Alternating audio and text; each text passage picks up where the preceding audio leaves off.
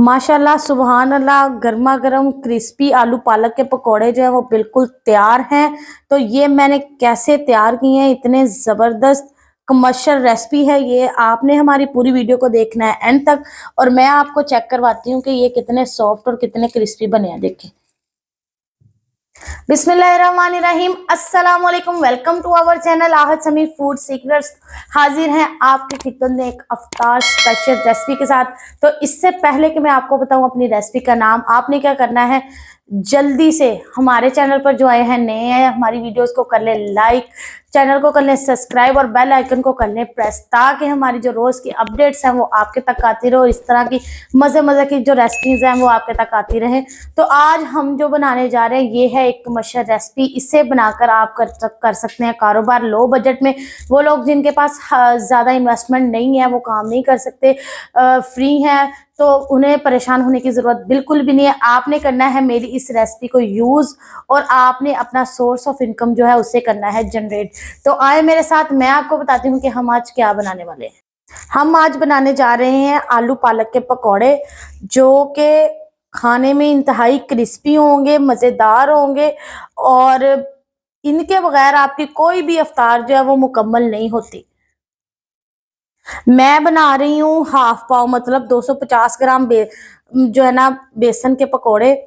इसमें मैंने कौन कौन सा सामान लिया है देखें। मैंने यहाँ पे एक आलू लिया है दरमियाने साइज का, सब्ज धनिया लिया है, सब्ज मिर्च ली है, पालक लिया है जिसे बारीक काट कर लिया है, और ये मैंने लिया है सब्ज प्याज। ठीक है, तो इसके अंदर जो है आप अनारदाना शामिल कर सकते हैं, वो ऑप्शनल है, वो आपकी मर्जी है, करना है कर ले, नहीं करना ना करें। ठीक है, और दूसरा ये है कि मसालों में इसके अंदर क्या जाएगा वो मैं अभी आपको साथ साथ ही बता देती हूँ। तो सबसे पहले हमने ये जो सामान है वो इसके अंदर डाल देना सारा।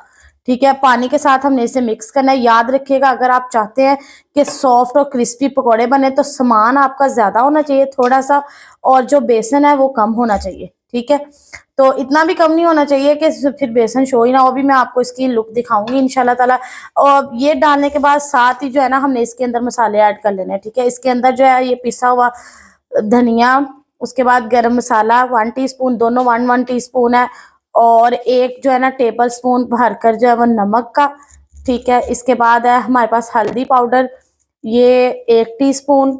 इसके बाद है चिली फ्लेक्स 1 टीस्पून। इसके बाद है रेड चिली पाउडर, ये भी है 1 टेबल स्पून। ठीक है, और अब हमने इसके अंदर खुशक धनिया जो साबुत है ना वो भी मिक्स करना है। ये जो खुशक धनिया है मैंने इसे हाथ से अच्छी तरह जो है ना वो मसल लिया है, और अब जो है ना इसे इसके अंदर डाल देना। ठीक है, अब पानी की मदद से इन सबको जो है ना अच्छी तरह मिक्स कर लेना है। मैं आपको दिखाती हूँ कि हमारा जो मिक्सर है, मतलब इसे मिक्स करके जो हमारा फाइनल आता है ना वो कितना का गाढ़ा होना चाहिए। ठीक है, पहले इसे खुश्क मिक्स कर लें, और फिर उसके बाद जो इसके अंदर आपने पानी शामिल करना है आहिस्ता आहिस्ता करके, एकदम से सारा पानी शामिल नहीं करना।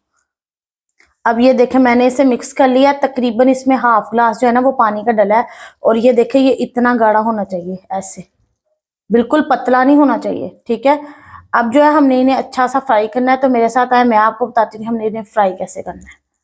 सबसे पहले देखें, ऑयल को जो है ना मैंने मीडियम फ्लेम पे ना बिल्कुल अच्छी तरह गर्म कर लिया। देख लें ऑयल में जो है ना बबल्स बन रहे हैं। याद रखना है कि आपने जितना अच्छा ऑयल गर्म होगा उतने अच्छे और क्रिस्पी जो है फ्राई होंगे। और इस पॉइंट पे आके जब आपने इसके अंदर पकौड़े डालने हैं ना, तब आपने देखे फ्लेम जो है ना इसका हाई है, मीडियम टू हाई रखना है, उतने ही जबरदस्त जो है ना फ्राई होंगे ये। अब जो है इसमें एक एक करके पकौड़े डालने हैं। ये देखें आपके सामने ही मैं डाल रही हूँ, और मैं हाथ की मदद से डाल रही हूँ, आप जो है किसी भी चम्मच का इस्तेमाल कर सकते हैं। तो अब इनको सबको एक साथ मैंने डाल देना है इंशाल्लाह। याद रखिएगा, ज़रूरी नहीं आपने इन्हें इफ्तार में इस्तेमाल करना है। जब भी आपका दिल करे, अच्छा सा मौसम हो, या आ जाए मेहमान आ जाए, या जब भी कुछ आपका अच्छा खाने का मन करे, तो आप इसे मिनटों में तैयार कर सकते हैं। तो बाज़ार जाने की ज़रूरत आपको बिल्कुल भी नहीं, इसे आपने करना है घर में तैयार। और जिन लोगों ने इसे बिज़नेस के लिए इस्तेमाल करना है, उन्होंने क्या करना है कि इसमें ये जो मैंने सामान का इस्तेमाल किया इसे थोड़ा कम इस्तेमाल करना है, ताकि उनका जो क्वांटिटी है ना वो ज़्यादा बन जाए। ठीक है, तो इंशाल्लाह ताला अब मैं इनको अच्छे से फ्राई करूंगी। अच्छा, आपने जो है ना कम से कम इन्हें 6 से 7 मिनट ऐसे ही फ्राई करना है, बिल्कुल एक दफ़ा अभी मैं डाल दूंगी, डालने के बाद 2 मिनट इन्हें बिल्कुल नहीं हिलाना, साइड नहीं चेंज करनी, उसके बाद साइड चेंज करनी है। फिर मैं आपको बताती हूँ साइड जब चेंज करनी है। अब ये देखिए इसे अच्छी तरह 3 मिनट पका लिया है। अब जो है ना इसकी साइड बदल देनी है। अच्छा, इसे फौरन चेंज ना करने का मकसद पता क्या है, ताकि ये बिल्कुल सही बने। इसका जो इसके साथ हमने बेसन का इस्तेमाल किया है ना, वो बिल्कुल भी ना बिखरे, आपस में जुड़े रहें। देखिएगा इंशाल्लाह आपने इस वे से ट्राई करना है, बहुत ही ज़बरदस्त क्रिस्पी जो है ना आपके पकौड़े तैयार होंगे। और आपने जो है इसे लाजमी लाजमी इस रमज़ान तो लाजमी मेरे कहने पे आपने ट्राई करना है ना इसे। तो मुझे आपने जो है रमज़ानुल मुबारक में अपनी दुआओं में याद रखना है।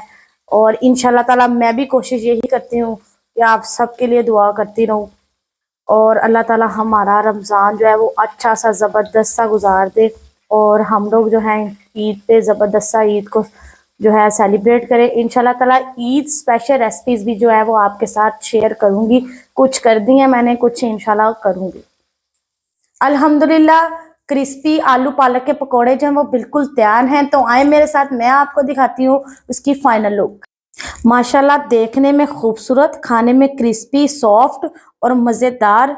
तो आप इसमें इजाफा कर सकते हैं अपने जायके के मुताबिक। इसके ऊपर आप चाट मसाला जो है उसे अच्छी तरह लगा सकते हैं, हल्का हल्का सा लगा लें, तेज़ लगा लें। वैसे मैंने यहाँ पर नहीं लगाया, ये ऑप्शनल है, आपकी मर्जी है। जिन लोगों ने इसे सेल करना है वो चाट मसाले का इस्तेमाल लाजमी करें, ताकि ज़्यादा चटपटे होंगे तो उतने ही ज़्यादा उनके सेल होंगे। तो इंशाल्लाह ताला हम आपसे मिलेंगे अपने अगले व्लॉग में। तो अपना रखिएगा बहुत सारा ख्याल, मुझे रखिएगा अपनी दुआओं में याद। अल्लाह हाफिज।